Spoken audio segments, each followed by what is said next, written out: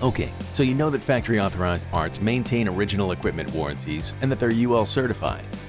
But when it comes to blower and condenser motors, there are some big added benefits to choosing factory authorized parts motors over generic ones.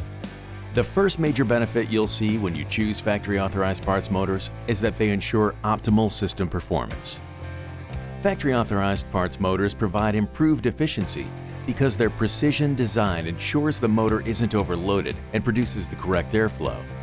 You can also expect reduced system vibrations and reduced noise because the design of factory authorized parts motors puts the speed at the optimal point for limiting torque pulsations. The manufacturers of these parts require additional testing to ensure there's no excessive vibration or improper tone. Plus, the overall length of the motors assures the fans are located at the precise position to minimize sound and maximize airflow. The second major benefit of factory authorized parts motors is system reliability.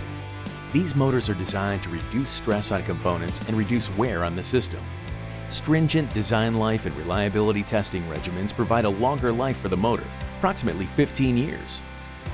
Finally, a huge benefit of factory authorized parts motors is their ease of installation and serviceability.